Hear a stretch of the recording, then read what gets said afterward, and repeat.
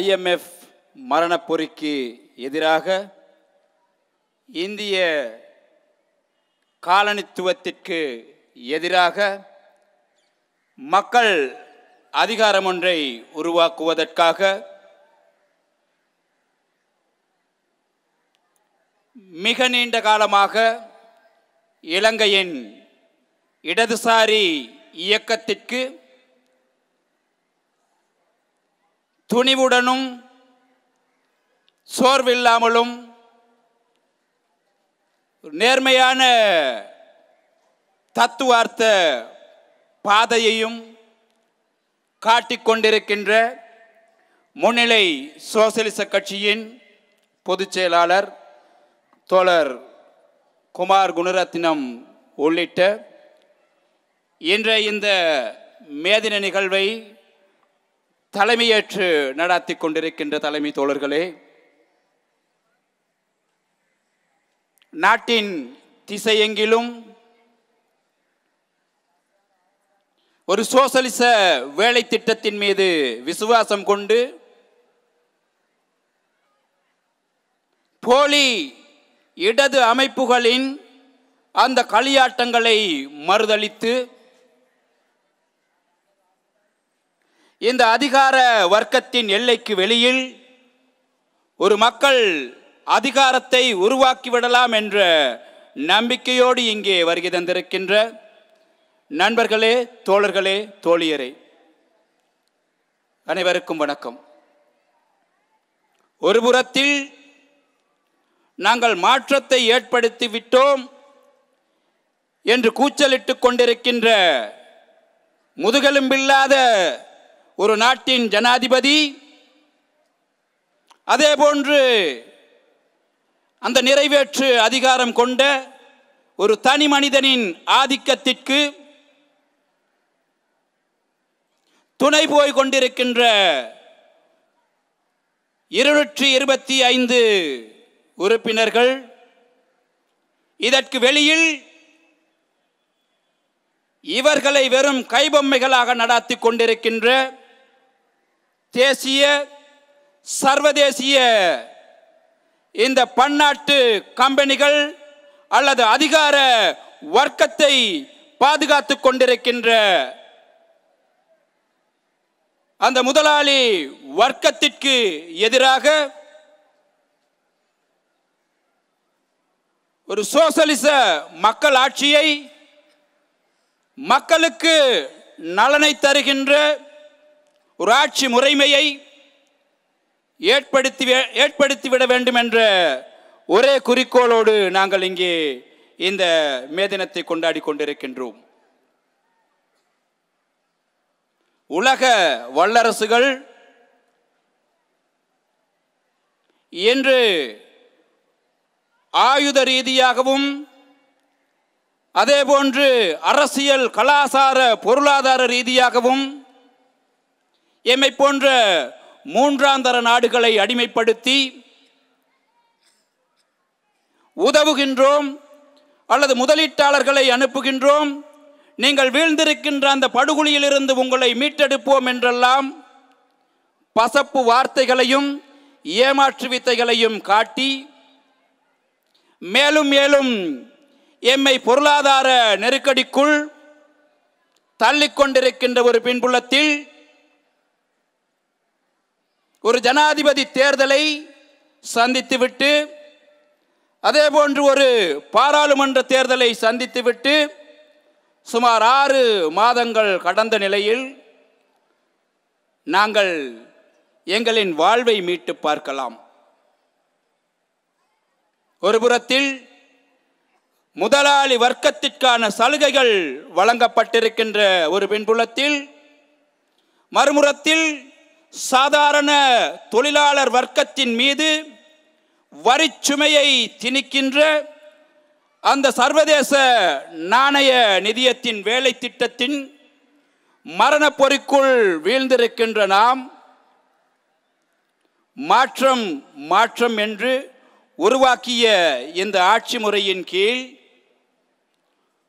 ஒரு நொடி சிந்திப்போமாக இருந்தால் கடந்து வந்த 6 மாதங்களில் எங்களின் வாழ்க்கையில் ஏதாவது மாற்றங்கள், அது பொருளாதார ரீதியாக இருக்கலாம், அல்லது கலாச்சார ரீதியாக இருக்கலாம், அல்லது வாழ்வியல் அம்சங்களின் ஒவ்வொரு பகுதியாக இருக்கலாம், இவற்றின் கூறுகளை நாங்கள் மீட்டு பார்த்தால் கடந்த 7 மாதங்களுக்கு முன்பிருந்த அந்த வாழ்க்கையில் அல்லது அந்த வாழ்க்கை முறையில் ஏதாவது மாற்றம் ஏற்பட்டிருக்கின்றதா என்று நாங்கள் சற்று கண்மூடி யோசித்தால் எங்களுக்கு கிடைப்பது வெறுமையான ஒரு பூச்சியமான விடைதான்.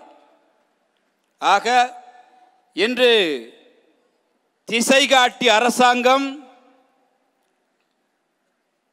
தாங்கள் ஆட்சிக்கு வந்ததன் பின்பு பல்வேறான பொருளாதார மாற்றங்களையும் அரசியல் மாற்றங்களையும் செய்திருக்கிறோம் என்று கூக்குரலிட்டு கொண்டிருக்கின்ற ஒரு பின்புலத்தில்தான் நாங்கள் இந்த அரசியல் நடைமுறைகளை பற்றி பேசிக் கொண்டிருக்கின்றோம். நான் முன்பு கூறியது போல அல்லது எமது தோழர்கள் கூறியது போல இந்த IMF சர்வதேச நாணய நிதியம் தொழிலாளர்கள் மீதான வரிச்சுமையை மேலும் மேலும் அதிகரித்து சேவைகள் மீதும் பொருள்கள் மீதும் வரிச்சுமையை அதிகரித்து இந்த நாட்டில் இருக்கக்கூடிய தேசிய முதலாளிகளுக்கு வரி சலுகைகளை கொடுத்து அவர்களிடமிருந்து அறவிட வேண்டிய ஆயிரக்கணக்கான ரூபாய்களை அல்லது 1066 பில்லியன் ரூபாய்களை இன்று வெட்டிவிடும் அளவிற்கு இந்த மக்கள் சார்பான அரசியல், இந்த மக்கள் சார்பான அரசு அல்லது இதுவரை காலமும் 3-4 தசாப்த காலமாக தொழிலாளர் விடுதலைக்கான அரசியலை முன்னெடுத்த ஒரு அரசியல் இயக்கம் என்ற வகையில் இன்று அதிகார பீடத்தில் இருக்கக்கூடிய இந்த அனுரகுமார தலைமையிலான அரசாங்கம் முன்னெடுத்துக் கொண்டிருக்கின்றது. அதன் மறுபுறத்தில் இந்த வலயத்தின் அல்லது பிராந்தியத்தின் பெரியண்ணன் என்று சொல்லக்கூடிய அல்லது அமெரிக்காவின் கைபொம்மையாக இந்த ஆசிய வலயத்தில் இயங்கிக் கொண்டிருக்கின்ற இந்திய தலையீடுகள் என்று எமது இறைமையை சீர்குலைத்துக் கொண்டிருக்கின்றன. குறிப்பாக எமது தோழர்கள் கூறியது போல் அன்று இந்த மக்கள் விடுதலை முன்னணி 1987-88களில் இன்று நடைமுறைப்படுத்துகின்ற அல்லது அவர்களின் அரசாங்கம் ஆட்சி பீடம் ஏறியதற்கு பின்பு இன்று நடைமுறைப்படுத்திக் கொண்டிருக்கின்ற இந்த அனைத்து ஒப்பந்தங்களுக்கும் எதிராக அன்று வீதியில் இறங்கி போராடியது.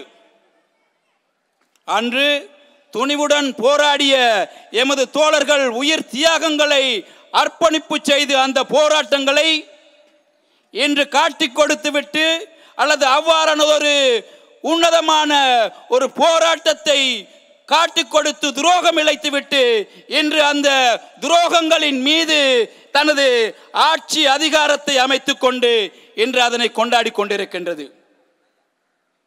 அப்படி என்றால் அனைவரும் கூறுகின்ற இந்த அரசியல் மாற்றம் அல்லது இன்று புத்திசீவிகள், இலங்கையின் புத்திசீவிகள் கூறிக்கொண்டிருக்கின்ற இந்த அரசியல் மாற்றம் ஏற்பட்டு விட்டதா என்று கேட்டால் இல்லை தோழர்களே, இல்லை.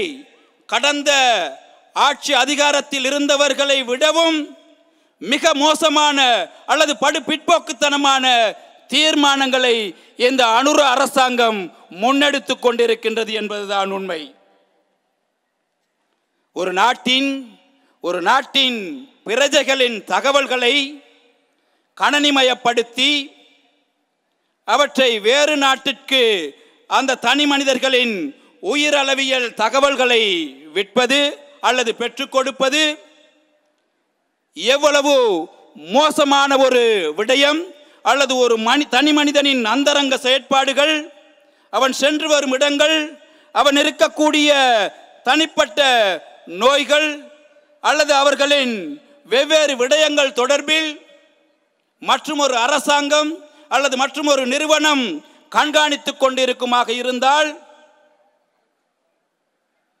எங்களின் சுதந்திரம் அல்லது எங்களின் தனிமனித அபிமானம் எங்கே இருக்கின்றது என்பதனை நாங்கள் கேள்விக்குட்படுத்த வேண்டும். அவ்வாறானதொரு மிக மோசமான ஒரு ஒப்பந்தத்தை கடந்த வாரத்தில் இந்த மக்களாட்சியை உருவாக்கி இருக்கின்றோம் என்று சொல்லக்கூடிய இந்த அரசாங்கம் செய்திருக்கின்றது. மறுபுறத்தில் கடந்த 2020, 21, 22களில் இந்த நாட்டை ஆண்டு கொண்டிருந்த அந்த ஆட்சியாளர்கள் தரமற்ற மருந்துகளை இறக்குமதி செய்து நூற்றுக்கணக்கான அப்பாவி மக்களை கொன்று குவித்த அல்லது அவர்களின் மரணத்திற்கு காரணமாக இருந்த அவ்வாறானதொரு சுகாதார முறைமைக்கு சீர்கேடான அல்லது அங்கீகரிக்கப்படாத உலக சுகாதார நிறுவனங்களால் ஏற்றுக்கொள்ளப்படாத மருந்துகளை இறக்குமதி செய்வதற்கு இன்று அனுர அரசாங்கம் ஒப்பந்தம் செய்திருக்கின்றது. கடந்த காலங்களில் தொற்று நோய் பரவிய போது அன்றைய ஆட்சியாளர்கள் கூறினார்கள், நாங்கள் பரிசீலிப்பதற்காகவும் செய்வதற்கு வழியில்லாமல் இருந்ததற்காகவும் பச்சை தண்ணீரையும் மருந்தாக செலுத்தினோம் அல்லது தரம் குறைந்த மருந்துகளையும் நாங்கள் மக்களுக்கு பெற்றுக் கொடுத்தோம் என்று கூறியிருந்தார்கள். அவ்வாறான சந்தர்ப்பங்களில் மரணித்த போது மக்கள் மரணிப்பது, அதாவது இந்த வைத்திய நடவடிக்கைகளின் போது அல்லது இந்த சுகாதார சேவைகளை பெற்றுக் கொடுக்கும் போது 1000-ல் ஒருவர் அல்லது 2 மரணத்தை சந்திப்பார்கள் என்று கூறியிருந்தார்கள். ஆனால் உடல் ஆரோக்கியம் மிகுந்த சின்னஞ்சிறுவர்கள், இளைஞர், யுவதிகள் அன்று மரணித்தார்கள். அதற்கு பின்புதான் இந்த போராட்ட சக்தி அன்றைய சுகாதார அமைச்சராக இருந்த ஒரு நபரை போராட்டத்தின் மூலமாகவும் அல்லது அரசுக்கு அழுத்தத்தை கொடுத்ததன் மூலமாகவும் அவ்வாறான அமைச்சர்களை, அந்த அரச பிரதிநிதிகளை சட்டத்தின் முன் கொணர்ந்து அவர்களுக்கு தண்டனை வழங்கி கொடுக்கும் அளவிற்கு நாங்கள் போராட்டங்களை முன்னெடுத்திருந்தோம். அந்த போராட்டங்களில் கலந்து கொண்டிருந்த, அந்த போராட்டங்களில் முன்களத்தில் இருக்கின்றோம் என்று சொல்லிக் கொண்டிருந்த இந்த போலி சிவப்பு சட்டைக்காரர்கள் இன்று அவ்வாறானதொரு கீழ்த்தரமான ஒப்பந்தத்தில் கைத்தாட்டிருக்கிறார்கள் என்பதுதான் இங்கே எமது நாட்டிற்கு ஏற்பட்டிருக்கின்ற அல்லது எமக்கு ஏற்பட்டிருக்கின்ற சாபக்கேடு. அது மட்டுமல்லாது, என்றும் கூட பொருளாதார ரீதியாக வளராது அல்லது வேறு அபிவிருத்தி நடவடிக்கைகள் என்று சொல்லும் போது ஏனைய நாடுகளோடு சண்டை பிடிப்பதற்கு கூட நாங்கள் இன்னும் வளராத போது, சுய பொருளாதாரத்தை சீர்குலைக்கும் என்று தெரிந்தும் இந்த இந்திய அரசாங்கத்துடன் பாதுகாப்பு பற்றிய ஒப்பந்தங்களில் எமது அரசாங்கம் கையெழுத்திடுகிறது. தோழர் குமார் குணரத்னம் அவர்கள் கூறியது போல, சண்டைக்காரனுக்கு சாட்சி சொல்ல போய்விட்டால் கூட எதிர்த்தரப்பில் இருப்பவனுக்கு நாங்கள் பகையாளியாகி விடுவோம். நாங்கள் சண்டை பிடிக்க வேண்டும் என்ற அவசியமில்லை. அவ்வாறான ஒரு கையாளாக தனத்திற்கு எமது நாட்டை, எங்களை தள்ளிவிட்டிருக்கின்றது இந்த அரசாங்கம். எனவே இவ்வாறான நாட்டிற்கும் நாட்டு மக்களுக்கும் சீரழிவையும் மிக மோசமான துன்பத்தையும் ஏற்படுத்த வல்ல இந்த அரசாங்கத்திற்கு எதிராக மக்கள் அணிதிரள வேண்டும் என்பதுதான் இன்றைய மிகப்பெரிய தேவையாக இருக்கின்றது. அது மட்டுமல்ல, இடதுசாரிய வேடமிட்டு முதலாளிகளின் காலடிகளில் மண்டியிட்டு ஒட்டுமொத்த நாட்டின் வளங்களையும் நிலங்களையும் தாரை வார்த்து கொண்டிருக்கின்ற இந்த போலி இடதுகளின் முகத்திரை இன்று கிழிந்திருக்கிறது. அவர்களின் செயற்பாடுகள் இன்று அம்பலமாகி இருக்கின்றது. எனவே இதற்கு எதிராக மக்கள் அணிதிரள வேண்டும். மக்கள் அணிதிரள்வதனூடாக என்னவெல்லாம் செய்யலாம் என்பதனை நாங்கள் அண்மைக்கால போராட்டங்களில் கண்டிருக்கின்றோம். 2022 நடைபெற்ற அந்த மக்கள் போராட்டங்களையும் அல்லது பாராளுமன்றத்திற்கு வெளியில் மக்கள் அதிகாரம் ஒன்றை நாங்கள் பேசும் போதெல்லாம் இந்த திசைகாட்டி அரசாங்கத்திற்கு வக்காலத்து வாங்குவோர்கள் அல்லது அவர்களோடு இணைந்து செயற்படுபவர்கள் எங்களை ஏளனமாக பார்க்கிறார்கள், எங்களை கேலிக்குரியவர்களாக பார்க்கின்றார்கள். ஆனால் அவர்கள் ஒன்றை உணரவில்லை. அதாவது இந்த 2022ஆம் ஆண்டு நாட்டில் நடைபெற்ற ஒரு மக்கள் எழுச்சிதான் இந்த நாட்டின் அரசியல் தலையெடுத்தை மாற்றி அமைத்தது என்ற பேருண்மையை அவர்கள் மறந்துவிட்டார்கள். எனவே இந்த திசைகாட்டி அரசாங்கத்திற்கும் அனுரகுமார உள்ளிட்ட அந்த அரசாங்கத்திற்கும் நாங்கள் ஒன்றை சொல்கின்றோம். இந்த அரசியல் முறைமை அல்லது இந்த ஜனாதிபதி முறை, இந்த பாராளுமன்ற முறைமை என்பது நிரந்தரமானது மட்டுமல்ல, அது எங்கு வெட்டி எங்கு கொத்தினாலும் அது முதலாளித்துவத்திற்கு மட்டுமே சேவை செய்யக்கூடிய ஒரு அமைப்பு முறையாக இருக்கின்றது. அதனால்தான் முன்னிலை சோசலிச கட்சி முகமாற்றங்களை தவிர்த்து நாங்கள் முறைமை மாற்றத்தை பற்றி பேசிக் கொண்டிருக்கின்றோம். எனவே இந்த முறைமை மாற்றத்திற்காக நாங்கள் அணிதிரள வேண்டும். இந்த முறைமை மாற்றத்தால் மட்டுமே ஒட்டுமொத்த தொழிலாளர்களுக்கான அல்லது தொழிலாளர் வர்க்கத்துக்கான விடுதலையை வென்றடைய முடியும் என்பது இன்று நிரூபணம் செய்யப்பட்டிருக்கின்றது. ஆக தோட்ட தொழிலாளர்களாக இருக்கட்டும் அல்லது ஏனைய தனியார் துறைகளில் வேலை செய்பவர்களாக இருக்கட்டும், இவர்களையெல்லாம் அரவணைத்துக் கொண்டு இவர்களுக்கெல்லாம் நாங்கள் சலுகை கொடுப்போம், இவர்களின் உரிமைகளை எல்லாம் பாதுகாப்போம் என்று கூறிக்கொண்டு ஆட்சி பீடமேறிய இந்த அரசாங்கம் இன்று அவர்களை ஏமாற்றி அவர்களுக்கு பொய் வாக்குறுதி அளித்து அவர்களின் வாக்குகளை கொள்ளையடித்து கொண்டு வந்து இந்த ஆட்சி அதிகாரத்தில் அமர்ந்து கொண்டு இன்று முதலாளி வர்க்கத்திற்கு சேவை செய்து கொண்டிருக்கின்றது. இந்த முதலாளி வர்க்கத்தின் முன் மண்டியிட்டு அவர்களின் கைபயம் பொம்மையாக இயங்கிக் கொண்டிருக்கின்றது என்பதைத்தான் இங்கே அவர்கள் நிரூபித்துக் கொண்டிருக்கின்றார்கள். தேர்தலுக்கு முன்பு தோட்ட தொழிலாளர்களுக்கு 2000 ரூபாய் சம்பளம் பெற்றுக் கொடுப்போம் என்று கூறினார்கள். ஆனால் இன்று ஆட்சிக்கு வந்து 3/2 பெரும்பான்மையை பாராளுமன்றத்தில் வைத்துக் கொண்டு கூட அந்த தோட்ட தொழிலாளர்களுக்கு 2000 ரூபாயை பெற்றுக்கொள்ள முடியாத துர்ப்பாக்கிய நிலை இருக்கின்றது. அது மாத்திரமல்ல, கடந்த காலங்களில் ஆறுமுகன் தொண்டமான் காலத்தில் அல்லது திகம்பரம் காலத்தில் தோட்ட மக்களுக்கு மாடி வீடுகள் அமைத்து கொடுக்கின்றோம் என்ற பெயரில் ஒரு லயத்திற்கு மேலாக மற்றும் ஒரு லயத்தை அமைத்து அந்த தோட்ட தொழிலாளர்களின் வாசலை கூட பறித்து கொண்ட வரலாறுகளைத்தான் நாங்கள் கண்டிருந்தோம். இந்த அரசாங்கம் ஆட்சிக்கு வந்த பின் ஒரு தொழிலாளர் வர்க்கமான தோட்ட தொழிலாளர்களுக்கு சொந்த காணியில் சொந்த வீடுகளை கட்டிக் கொடுப்பார்கள் என்ற நம்பிக்கையோடு நாங்கள் இருந்தோம்.